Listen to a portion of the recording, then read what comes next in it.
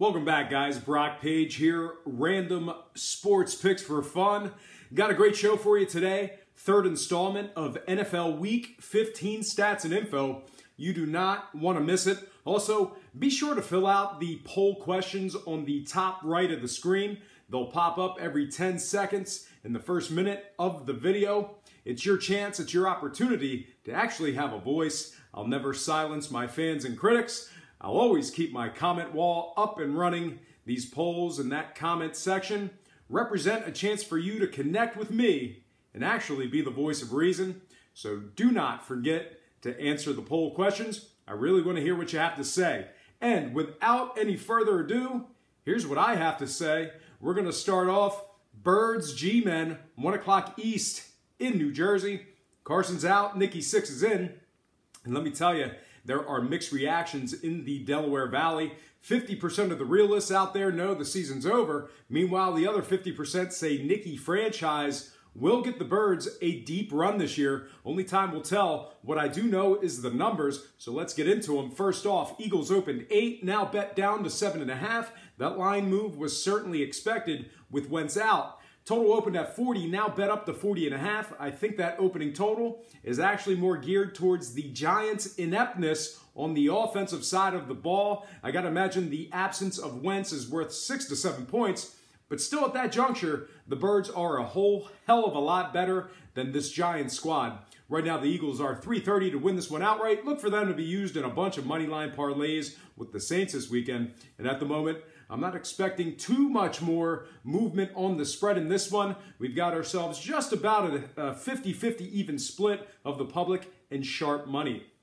Here's why the Giants bettors should still be concerned with their lean. I think a lot of recreational money fell on them, but your true professionals are probably going to stick with Philly in the spot here, despite being on the road with their backup. But anyway, here's why Giants bettors should be concerned. Number one, they haven't covered all year. This Giants team not only stinks in real life, they reek against the number as well. So far on the year, the New York Football Giants have covered just 38% of their games with a 5-8 record against the spread. And with that horrifying stat in mind, just keep in mind that this Giants squad was catching points in 10 of those games. Once again, the Giants overall have covered just 5 of 13 games this year, and that's just one reason you should be concerned. Reason number 2, location. They don't cover in MetLife Stadium. They've actually failed to cover 5 of 6 in the friendly confines. The G-Men are literally covering just 17% of their games at home with a record of 1-5 ATS in the Meadowlands. Once again, the Giants have successfully covered the spread in just 1 of 6 games on their home field. And reason number 3, the state of the franchise. If you followed football in the last 3 weeks, you know exactly what kind of garbage fire is going on at the Staten Island dump. This Giants organization is in shambles, it's rebuilding, and it's extremely disorganized. So take that. Now, scoring-wise, looks like the books are not expecting much of scoring in this one. Once again, that one opened at a low 40 flat. Looks like some of the public money has a little faith in the offenses as this one moved upward to 40.5. Can't get a real good gauge as to how the Eagles' offense is going to do, personally. I know their D struggled lately, 30 points a game on average in their last 2. That might explain that over money coming in. Having said all that, though, we've officially seen a ton of unders out of both organizations. Eagles are 3-1 to the under in their last 4. Giants games went 4-0 to the under in their last 4 themselves. Tough to see why this one moved upward on the total. Maybe it was one of those false line moves by the books for all you contrarians out there. All that in mind, though, I'm going to forego a play on the total and the money line in this one. Just a little too expensive to lay that much, although I think the Birds are definitely a lock to win this one outright this week. All told, though, I'm going to make a play on the spread, purchase the hook, buy it down, and take the Foles-led Philadelphia Eagles -7, getting the job done against the number. All right, next game, Baltimore at Cleveland, 1 o'clock East, First Energy Stadium.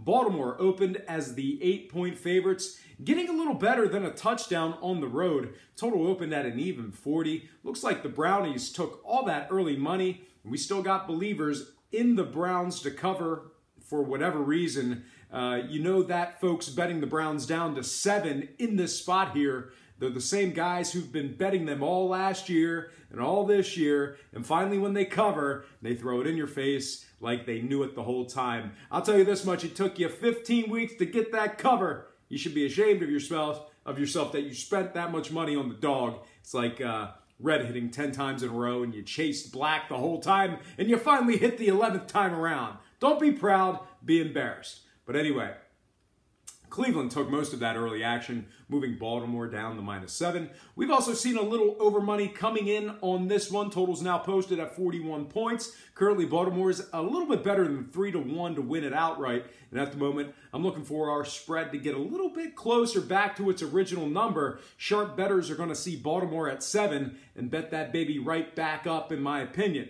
And when that scenario happens, here's exactly why it's going to occur. Reason number one, Baltimore is great against the spread on the road. Right now, this Ravens squad has covered 5 of 7 on the road with a record of 5-2 against the spread when traveling. The Ravens are also a perfect 3-0 against the spread in their last 3 games away from home.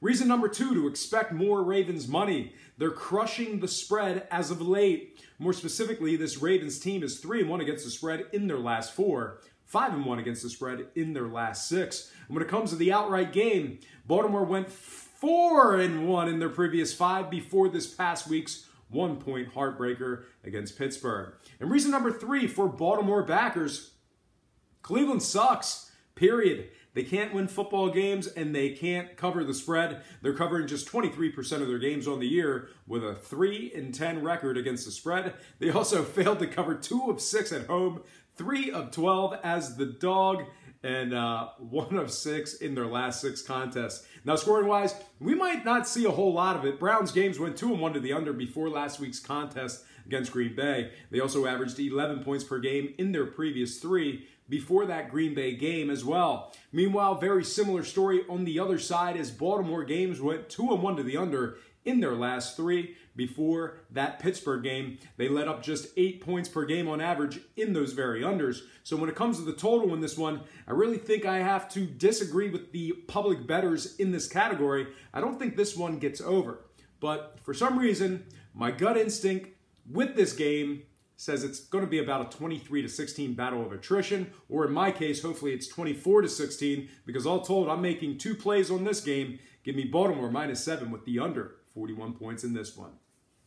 All right, next game, Cincinnati, Minnesota, 1 o'clock East in the Dome. Minnesota's 10.5 with the total getting bet up to 42 flat. The Vikings are 6-1 to win it outright. The Bengals are taking just 35% of the public action. They'll catch another half a point in the next day or so. And if that's the case, I really can't see how you can't take the Bengals to cover in that spot there, catching 11. Here's why I think Cincy can get it done with double digits. Reason number 1, they cover when they shouldn't. Right now, Cincy's gone 4-2 against the spread in all their road games. That's nearly a 70% cover rate when away from Paul Brown Stadium. And they're also 4-2 against the spread when catching points. Once again, that's nearly 70% when they're the official Vegas underdog.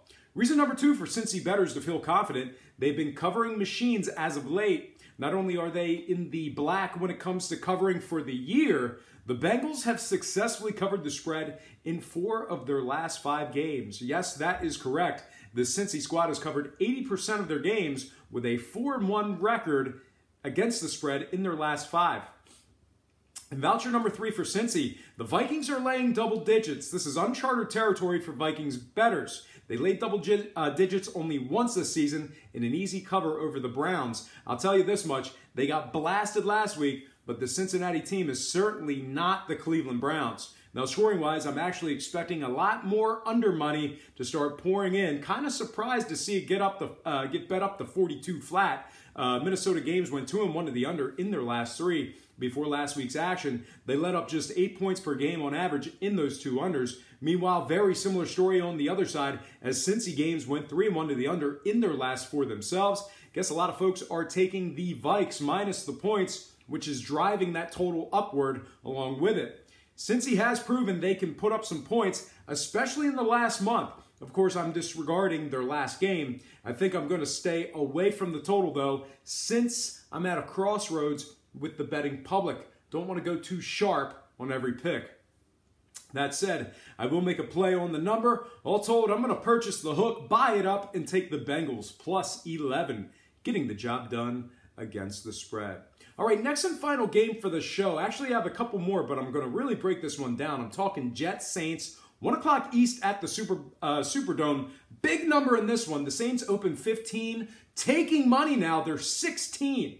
Total got bet up to 48 as well. New Orleans, 1,300 on the money line. And they also find themselves being very good against the number all year. Let me tell you why this very high opening number is actually getting driven upwards. Reason number one, Saints are good as the favorite. As a matter of fact, this Saints squad has covered 7 of 8 as the official Vegas favorite. They're covering nearly 90% of their games with a 7-1 record against the spread when laying the points. Reason number two for the Saints taking money. The Superdome. These guys are just absolute covering machines in the friendly confines. The Saints are covering nearly 70% of their games at home. That puts them at 4-2 against the spread in their games at the Superdome. Even better, the Saints squad has covered 4 of their 5 games as the official home favorite. That means they're literally 4-1 against the spread when laying the points at their home field. And reason number 3 for the Saints taking money, the Jets on the road. When the Jets travel, they can't cover for shiznit. And as a matter of fact, this Jets ball club has failed to cover 5 of 6 games on the road this year. They literally covered just 1 of 6 away from MetLife Stadium in New Jersey. But wait, it gets worse for Jets bettors. Don't be swayed by that large number on the spread. The Jets have gone a winless, pathetic 0-4 against the spread as the official road underdog. When the Jets aren't expected to cover, well, they don't. Now, when it comes to the scoring, we've actually seen a few unders out of both of these ball clubs. Jets games went 2-2 to the under in their last 4. They averaged just 5 points per contest in those 2 unders. Meanwhile, believe it or not, very similar story on the New Orleans side of things. Saints have gone 2-1 to the under in their last 3. They averaged just 18 points of scoring in those 2 unders as well. Keep in mind, they lost 2 of their last 3. So all that in mind, it really is an extremely high number to play, although I think the Saints should be getting the job done in this one. Certainly if you held a Glock to my head, I'd probably lean toward the Saints laying the number. I do really favor a play on the total in this one, though. I'm really leaning toward the under. I just don't think the Jets can score enough points, although they always prepare well for good teams. And it always seems like these Saints games get bet up 2 or 3 points by the closing number. I think that trend's been pretty pertinent for the last couple years. So all in all, I'm going to forego a play on the spread and the money line. Look for the Saints to be in a ton of money line parlays this weekend, by the way. But what I will do is make a play on the total. All told, I'm going to disagree with the public action and take the under 48 in this one. All right, folks, that's almost going to do it for me. There's a couple more games to cover. One more game I'm actually not taking action on, but I'll just touch on that real quick, and that's that Arizona-Washington game. That one got bet up to Washington -4.5, and they're still taking money. If you're leaning toward the Skins, just keep in mind they're 2-4 against the spread at home. Arizona games also went 3-1 to the over in their last 4. And then finally, we have that Miami-Buffalo game. Miami's taking some money in this one after that win against the Patriots. I don't think they're going to make it 2 in a row, especially up in upstate New York. This should be a nice letdown spot for Miami, no matter who ends up starting for Buffalo.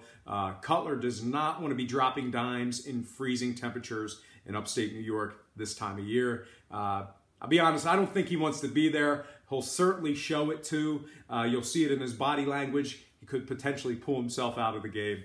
And when it comes to the numbers, Miami has actually failed to cover 5 of 7 on the road this year. They've also failed to cover 4 of 6 as the official road underdog. I'm going to buy it down and take the Bills -3, getting the job done at home. All right, folks, that is going to do it for me. Once again, be sure to fill out the poll questions on the top right of the screen in the first minute of the show. It's a lot of fun. If you haven't done it already, it's your chance to have a voice and let me know what you think. And also, don't forget to answer the poll question in the comment section too. I really want to hear what you have to say. All right, that is going to do it for NFL Week 15 picks. That was my 3rd and final installment. But before I get out of here, I have to remind you that I am not a sports betting expert, nor do I implore you to take any of my picks. A wise man once said, good ain't free, and free ain't good. If for some reason you decide to use the free information on this program, you're utilizing it at your own discretion. Most importantly, if you're betting any of these games, do it safe, do it responsibly, and most important, have fun. For Brock Page Productions, I'm Brock Page, and have yourself a positive day.